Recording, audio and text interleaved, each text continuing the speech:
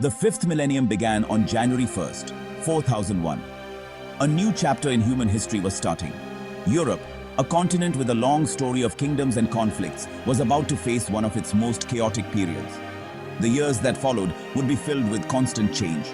Borders would be redrawn many times. Empires would rise and fall like waves in a great ocean. The political map of the continent would look very different by the end of these 1,000 years. It was a time of great uncertainty for the people living there. They would witness wars, revolutions, and the birth of new nations, all shaping the world we know today. Imagine the continent of Europe as a giant puzzle. At the start of the fifth millennium, the pieces of this puzzle seemed to be in place. But powerful forces were about to shake the table. Nations with new ambitions and old rivalries would push against each other. The concept of a stable country would be tested again and again. For Germany, a nation at the very heart of the continent, this millennium would be especially difficult. It would become a stage for some of the biggest dramas of the era. The story of this millennium is a story of survival, change, and the powerful forces that shape human societies across time. This era was defined by frequent wars. Peace was often short-lived, a brief pause between long periods of fighting. The reasons for these conflicts were many. Some nations wanted more land and resources. Others were driven by new ideas and political beliefs. Technology had advanced, but the human desire for power remained a constant force. This created a perfect storm for instability across Europe and its neighboring regions. The story of the fifth millennium is not just about armies and battles. It is also about people, their struggles for freedom, and their dreams for a better future, often in the face of incredible hardship. The stage was set for 1,000 years of transformation. The old order, which had seemed so permanent, was about to break apart. In this essay, we will travel through this turbulent millennium. We will explore the major events that reshaped nations. We will see how Germany was invaded and divided. We will learn about new empires like the Levant Union and watch them collapse. We will follow the story of Russia through revolution and civil war. And finally, we will arrive at the end of the millennium to see a new Germany and a changed Europe emerge from the chaos. This is a journey through time, a look at our capacity for both destruction and creation. The first major shock to the European order came in the year 4050. A powerful group known as the Lilly launched a massive invasion of Germany. The Lilly were a well-organized and determined force, and their attack was swift and brutal. They pushed deep into German territory, causing widespread destruction and chaos. This was not just a small border fight. It was a full-scale invasion that threatened the very existence of the German nation. The people of Germany fought back bravely, but the Lilly's strength was overwhelming. This event marked the beginning of a long and painful period for Germany, a time when its sovereignty would be constantly challenged by its neighbors. After years of difficult fighting, the Lilly invasion of 4050 ended, but the peace did not last long. Just 25 years later, in 4075, the Lilly attacked again. This second invasion was just as devastating as the first. It further weakened Germany's ability to defend itself. The country's resources were drained, and its people were exhausted by decades of war. These repeated invasions created the first deep cracks in the structure of the German state. Germany was left vulnerable, a wounded giant in the center of Europe. Other ambitious nations saw this weakness as an opportunity to expand their own territories and influence. Seeing Germany's weakened state, its neighbors began to move in. Sweden, a powerful nation to the north, saw a chance to claim territory. The Swedish military crossed the Baltic Sea and occupied parts of northern Germany.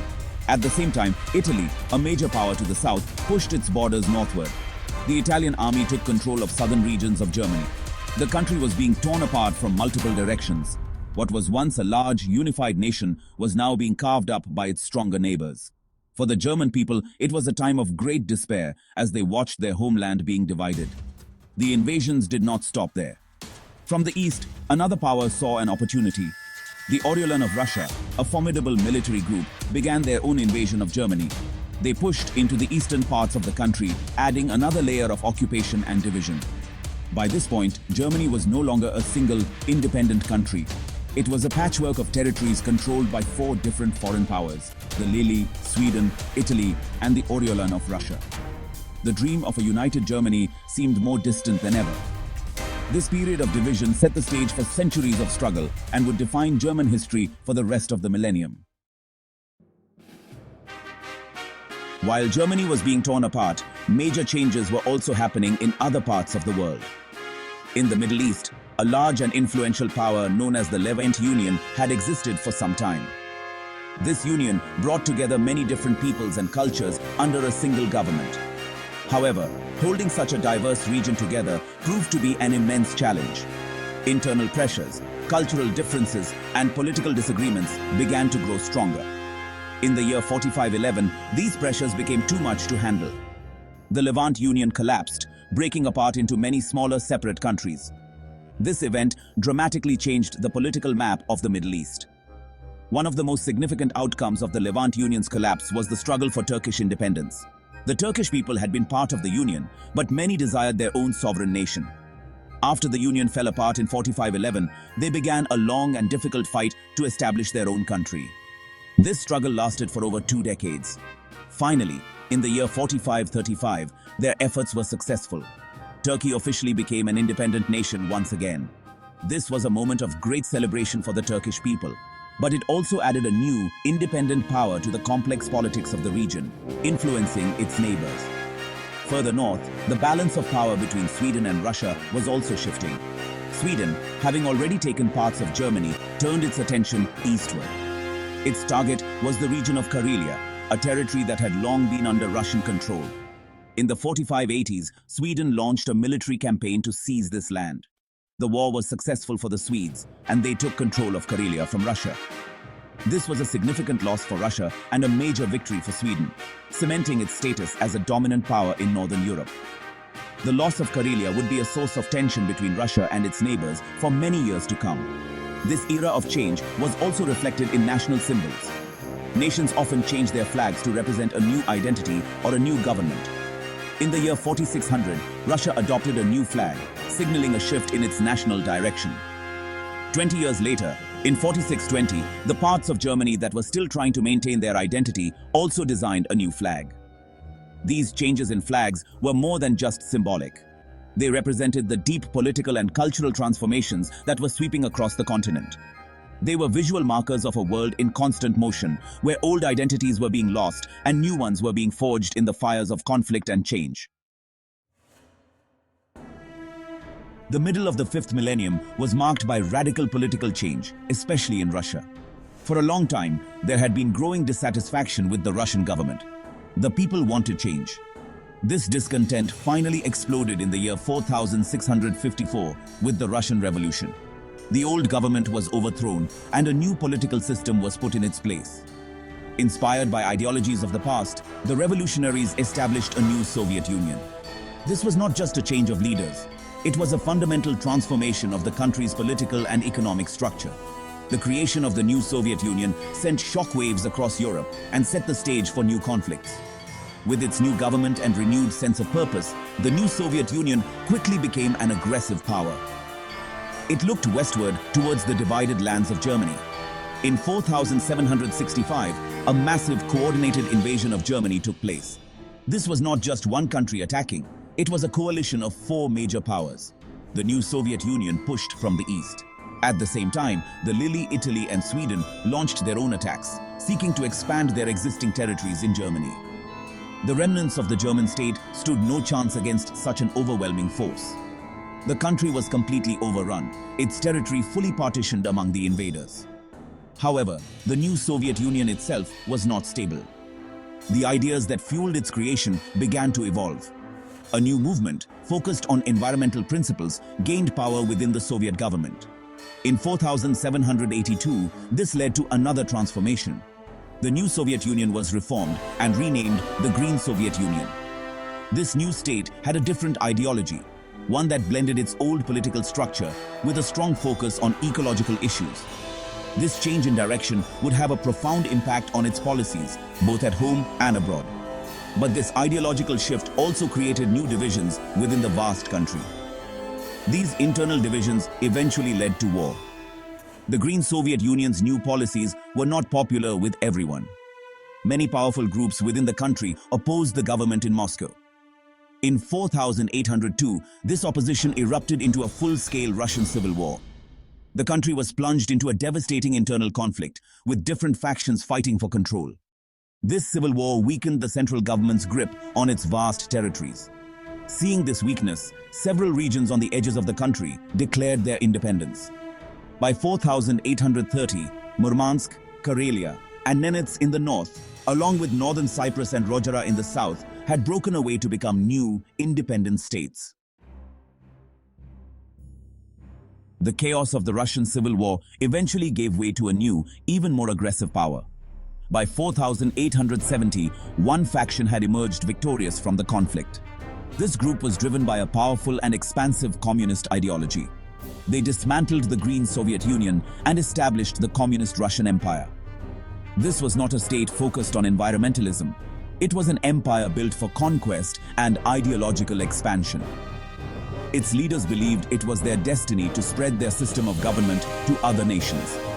With the civil war over, they consolidated their power and began to look beyond their borders, ready to start a new chapter of expansion. The Communist Russian Empire did not wait long to act on its ambitions. In the year 4880, just a decade after its formation, it launched a series of military campaigns. The empire's powerful armies pushed outward, invading neighboring lands and absorbing them into its growing territory. This rapid expansion created a vast, multinational empire under the strict control of the communist government in Moscow. The empire's growth caused great alarm across Europe and Asia, as nations feared they would be the next target. It was an era of Russian dominance, built on military might and a rigid, controlling ideology that sought to remake the world. This massive empire even created a client state in the heart of Asia. In 4903, the Communist Russian Empire established a new country called Rusyachi. This nation was technically independent, but in reality, it was completely controlled by Russia. It served as a buffer zone and a strategic asset for the empire. Rusyachi had a short and troubled history, defined by its relationship with its powerful creator. However, like many empires built on force, the Communist Russian Empire's control eventually began to weaken. Internal problems and resistance from occupied peoples took their toll. Then in 4938, Rusyachi collapsed, a clear sign that the empire's power was beginning to fade. The collapse of Rusyachi was a major blow to the Communist Russian Empire, and it signaled the beginning of the end for that power. As the empire weakened, the dream of German independence was rekindled. In 4947, a part of the occupied German territories successfully broke away and declared independence, forming a new state known as GD. This victory inspired others, but the fight was far from over. The old Soviet ideology made a comeback, and a new Soviet Union emerged from the ashes of the empire. This new power tried to reclaim lost territories and continued to interfere in German affairs until 4990, keeping the region in a state of conflict until the very end of the millennium. As the fifth millennium drew to a close, the long and painful story of Germany's division was finally nearing its end.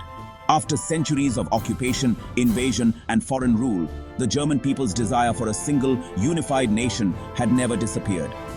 The collapse of the Communist Russian Empire and the subsequent weakening of the powers that occupied Germany created a historic opportunity. The state of GD, which had won its independence in 4947, became the core of a new unification movement. Diplomats and leaders worked tirelessly to bring the separated regions of Germany back together, overcoming old divisions and foreign influence. The final years of the millennium were a time of great hope and rebuilding. The remaining foreign powers, weakened by their own internal struggles, gradually withdrew their forces from German lands. The process of unification was complex, involving political negotiations, economic integration, and the healing of deep societal wounds left by centuries of separation. But the will of the people was strong. Piece by piece, the fractured map of Germany was put back together. In the year 5000, at the very end of the millennium, the dream was realized. Germany was once again a single, unified, and sovereign nation. This final act of the millennium was not just about Germany. Other regions also found a new place in the world. Karelia, the northern territory that had been taken from Russia by Sweden centuries earlier and had later gained independence during the Russian Civil War, made a historic decision. The Karelian people, seeing their future aligned with their northern neighbors, chose to join the Nordic region. This was a peaceful and democratic decision that settled a long-standing territorial issue.